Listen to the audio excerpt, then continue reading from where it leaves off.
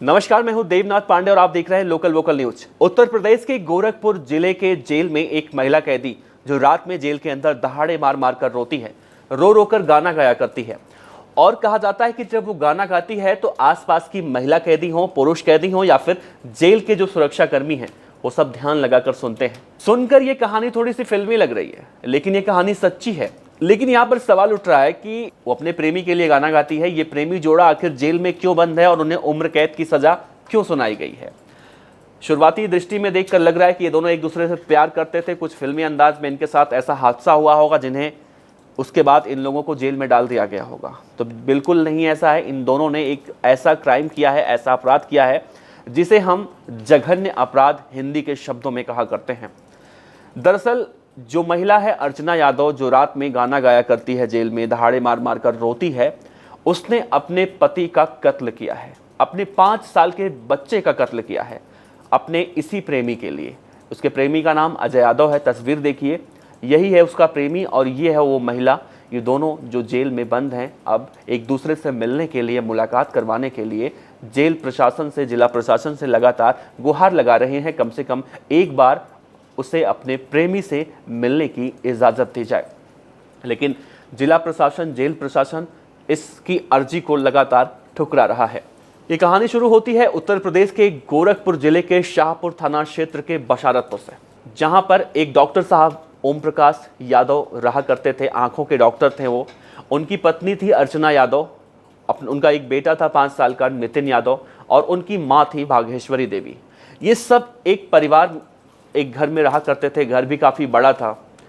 लेकिन कहा जाता है कि जब से हमारे जीवन में टेक्नोलॉजी प्रवेश की है, एंट्री की है, टेक्नोलॉजी की एंट्री हुई है, तब से हम लोगों के जीवन में बहुत ज़्यादा बदलाव हुआ है। हम सब के हाथ में एक ऐसा एंड्रॉयड फ़ोन आया है जब से, तो हमारी ज़िंदगी काफ़ी कुछ बदल गई है। तो इस कहानी में भी एंड्रॉयड फ़ोन का और सोशल मीडिया साइट का बहुत बड़ा योगदान है, जिसकी वजह से इतनी बड़ी वारदात को अंजाम दिया गया। दरअसल डॉक्टर साहब जब अपने ऑफिस चले जाते थे तो उनकी पत्नी बोर हुआ करती थी। इसके बाद अपने पति से डिमांड करती है कि मुझे एक एंड्रॉयड फ़ोन चाहिए। डॉक्टर साहब के पास पैसों की कमी तो होती नहीं है, एंड्रॉयड फ़ोन खरीदते हैं, अपनी पत्नी को दे देते हैं और उसमें एक ऐप डाउनलोड कर दिया जाता है फेसबुक नाम का। फेसबुक चलाती हैं, उनका टाइम पास अच्छे से होता है। अब उन्हें किसी चीज़ की कोई शिकायत नहीं होती है, उनके पति उनसे बातचीत नहीं करते, टाइम नहीं दे पाते हैं उनको। फेसबुक एक ऐसा सोशल मीडिया प्लेटफॉर्म है जहां पर आप किसी से भी बात कर सकते हैं, कोई कहीं भी बैठा हुआ आप उससे आसानी से बात कर सकते हैं। इस केस में भी वही हुआ। अर्चना जब फेसबुक के पन्ने पलट रही थी तो उनकी मुलाकात फेसबुक के जरिए उत्तर प्रदेश के फिरोजाबाद शिकोहाबाद से अजय यादव नाम के इसी आरोपी से हुई, जान पहचान हुई। अर्चना यादव को जब एंड्रॉयड फ़ोन मिल जाता है तो उन्हें अपने पति से सारी शिकायतें दूर हो जाती हैं और वो उसी फ़ोन के ज़रिए वो अपना टाइम पास किया करती हैं, समय व्यतीत होता रहता है और वो लगातार फेसबुक के पन्नों को पलटती रहती हैं। फेसबुक के पन्नों को पलटते पलटते एक दिन उनकी मुलाकात उत्तर प्रदेश के फिरोजाबाद शिकोहाबाद के रहने वाले अजय यादव से होती है। अजय यादव भी पेशे से प्राइमरी टीचर था और जब इनकी दोस्ती हुई तो अजय यादव और अर्चना यादव ये दोनों बहुत ज़्यादा बात करने लगे। इनके पति के पास टाइम नहीं था, लेकिन अजय यादव के पास टाइम ही टाइम था अर्चना यादव से बात करने के लिए। और फिर सिलसिला शुरू होता है मुलाकातों का। मुलाकात होती है, अजय यादव यहाँ से यानी कि फिरोजाबाद शिकोहाबाद से गोरखपुर जाता है अर्चना यादव से मिलने के लिए। उन दोनों के बीच फिजिकल रिलेशन भी होते हैं और ये सिलसिला यूं ही चलता रहता है, ये नाजायज़ रिश्ता यूं ही चलता रहता है और करीब 1 साल गुजर जाता है, किसी को कुछ भी नहीं मालूम चलता। और इस दौरान वो उसी घर में कई बार रातों में रुक भी जाया करता था, लेकिन डॉक्टर ओम प्रकाश यादव को जरा सा भी शक नहीं होता था। ऐसे ही चलता रहा, लेकिन एक दिन इन दोनों के मन में ये डर हुआ कि अगर डॉक्टर ओम प्रकाश यादव को ये सब कुछ मालूम चल गया तो बहुत ज़्यादा बखेड़ा खड़ा हो जाएगा, तो क्यों ना ओम प्रकाश यादव को मार दिया जाए। ये उनकी पत्नी बोलती है कि क्यों ना मेरे पति को मार दिया जाए, ताकि हम दोनों ऐसे ही पूरे जीवन भर, जिंदगी भर ऐसे मिलते रहेंगे। क्या ऐसा होता है क्या कि किसी को मार के कोई ज़िंदगी भर ऐसे खुश रहता है? लेकिन यहाँ भी वही किया गया और तारीख आई 20 जनवरी 2016 की, जब उस दिन किसी के यहाँ जन्मदिन की पार्टी थी और डॉक्टर ओम प्रकाश यादव को पूरे परिवार के साथ उस जन्मदिन की पार्टी में जाना था। वो अपनी पत्नी से कहते हैं चलने के लिए, लेकिन वो नहीं जाती है, तबीयत खराब होने का बहाना करती है और वो अकेले अपने बच्चे के साथ चले जाते हैं। इस पूरे घटनाक्रम के दौरान आरोपी अजय यादव भी उस दिन फिरोजाबाद से गोरखपुर पहुंच गया होता है और उसी घर में छिपा हुआ होता है। रात में सब लोग वापस आते हैं। जैसे डॉक्टर साहब जन्मदिन की पार्टी में जाते हैं, अजय यादव घर के अंदर आता है और पहले फिजिकल होते हैं दोनों, उसके बाद फिर आगे क्या क्या करना है, कैसे इस हत्याकांड को अंजाम देना है, पूरी रूपरेखा इसकी तैयार की जाती है। रात में सब लोग आते हैं, खाना पीना खाते हैं, सो जाते हैं और जब डॉक्टर साहब और उनका बेटा सो जाते हैं दोनों लोग, तब अर्चना यादव अपने आशिक को फ़ोन करती है कि अब आ जाओ, अब सब कुछ ठीक हो चुका है, सब लोग सो गए हैं। अजय यादव एक भारी भरकम हथौड़ा लेकर आता है और सोते हुए ओम प्रकाश यादव के सर पर बहुत तेज़ी से वार करता है और तब तक मारता है जब तक वो मर नहीं जाते, जब तक उनकी मौत नहीं हो जाती।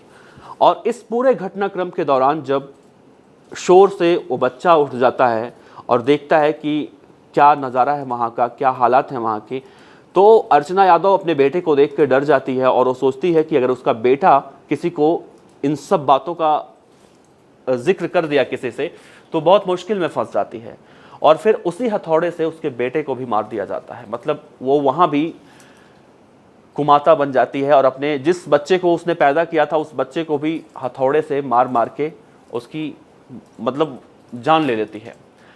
इन सब घटना के बाद, इस हत्या करने के बाद ये दोनों आगे का प्लान बनाते हैं कि अब आगे क्या किया जाएगा, कैसे हम पुलिस से बचेंगे। फिर घर का सामान इधर उधर फेंका जाता है। जैसे आजकल हम देखते हैं तमाम क्राइम शो में हम देखा करते हैं कि किस तरह से पूरी प्लानिंग के तहत लोग घटना को अंजाम देते हैं, यहाँ भी कुछ ऐसे ही होता है। घर का सामान फेंका जाता है। अर्चना यादव कहती है अपने आशिक से कि चलो तुम मुझे बाथरूम में बंद कर दो, फिर मैं कुछ चोरी और डकैती का इल्ज़ाम लगाऊंगी, कुछ देखा जाएगा आगे। वो बाथरूम में बंद हो जाती है, उसके हाथ पैर बांध दिए जाते हैं और अजय यादव अपने घर फिरोजाबाद वापस आ जाता है। दूसरे दिन जब ये मालूम चलता है, क्योंकि उस घर में कंस्ट्रक्शन का कुछ काम हो रहा होता, दूसरे दिन जब मजदूर आते हैं और देखते हैं यहाँ पर तो दो डेड बॉडी पड़ी हुई हैं, तो शोर मचाना शुरू करते हैं। पुलिस आती है और उनकी माँ भी आती हैं, बागेश्वरी देवी भी। जब देखती हैं तो उन्हें कहीं ना कहीं ये बात, कुछ इन सब बातों का शक पहले से ही था।